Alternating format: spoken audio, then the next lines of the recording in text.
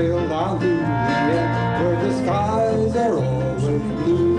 In 1910, Benito Pitti, the son of Italian immigrants, joined Buffalo Bill's Wild West show.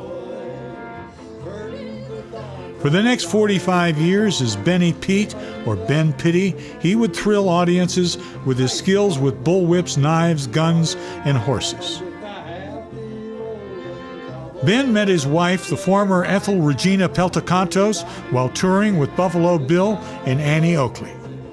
Ethel was born on a cattle ranch in Sand Coulee, Montana, and had joined the Wild West show as a cowgirl along with her sister Dorothy. When Buffalo Bill's show folded in 1913, Ben and Ethel moved to Des Moines, Iowa, where Ben broke horses for the U.S. Army until the end of World War I.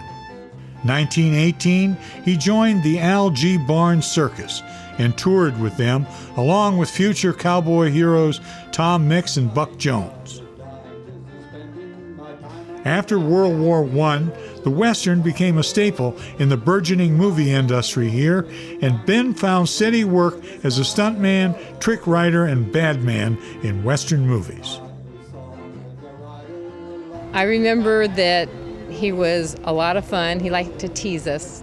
He'd grab my nose and say, "I got your nose, I got your nose." And he didn't have one finger on one hand, and yet he could still rope and throw knives better than most anybody else. Of course, not too many people did those things. Ben attracted the attention of silent movie star Pauline Frederick and became her chauffeur and bodyguard. Carl's brother Paul was born in Culver City and named after Pauline. 70 years ago, we bought the place on 4191 Lincoln Avenue in Culver City, and it's still in the family. Ben then went to work for the beloved actor, writer, and American icon Will Rogers. And I see him take sugar and put on the cottage cheese, and I thought that was the funniest thing. You know, I'd eaten cottage cheese. For some reason, it stuck in my mind, and up to this day, every time I have cottage cheese, I think of Will Rogers putting sugar on it, and it's a good idea. You try it. I remember one time I started to put the bridle on, and the horse got away from me.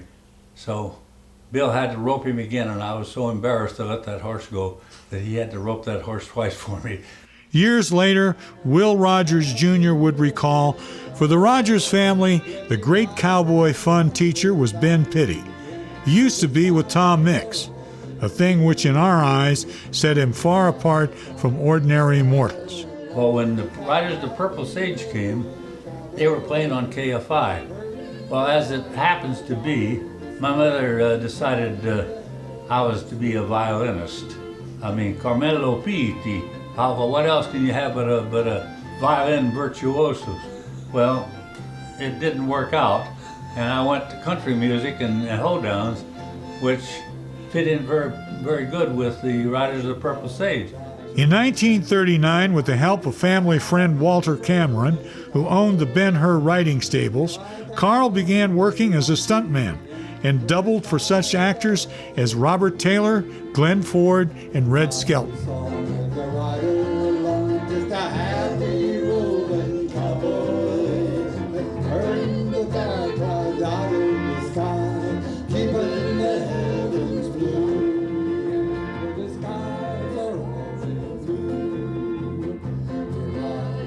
I've always been more of an instructor. Anything in the Western line, guns, knives, bullwhips, roping, and they all come to me to the studios, always send them.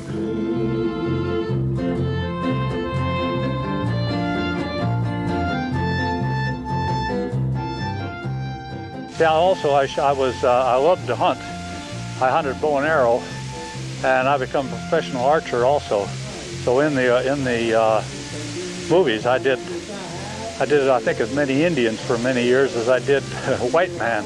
In one scene, he's up on the roof as an Indian shooting the bow and arrow, and then the next shot is this soldier in the street that's being shot, and it was himself, and he shot himself. That must have been crazy when I think about it. After we'd been married about 2 months, he got me aside one day and told me He said, you know, you're just the size I want. I said, for what? He says, well, I need someone to stand for the knives. And I said, what are you, nuts? I just got in the family. And Robert E. Callahan, who was on the staff at the Walker's department store, and also an author, he wrote Heart of an Indian, and he was the one that owned the Mission Village, and they had a museum there.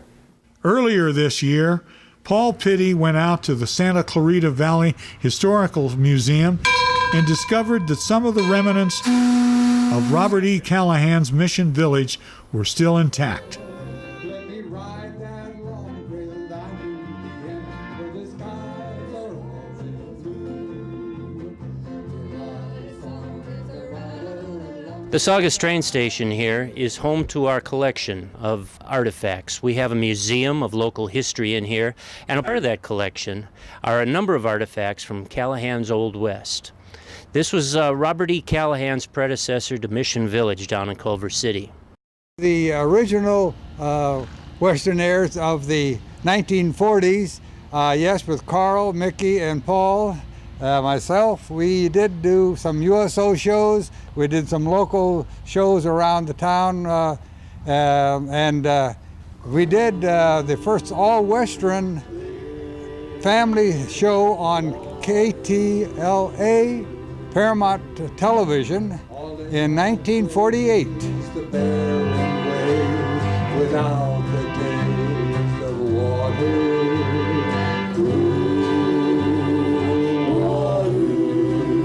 Oh, then in I with roads burned dry and souls that cry for water. Cool, clear water. Keep moving down, don't you listen to him now. He's a devil, not a man, and he spreads the burning sands with water.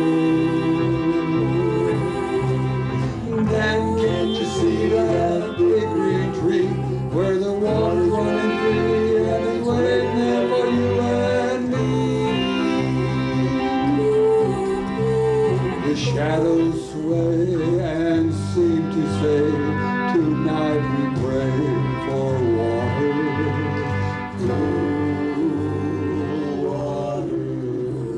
And way up there he'll hear our prayer and show us where there's water.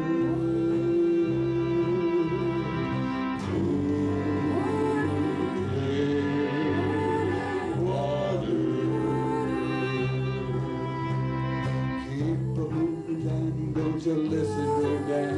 He's a devil, not a man, and he's afraid of sand. Mom rode her bicycle to the hospital, and she said, I'm going to have a baby. And the nurse said, no, you're not. She said, yes, I am. And she did.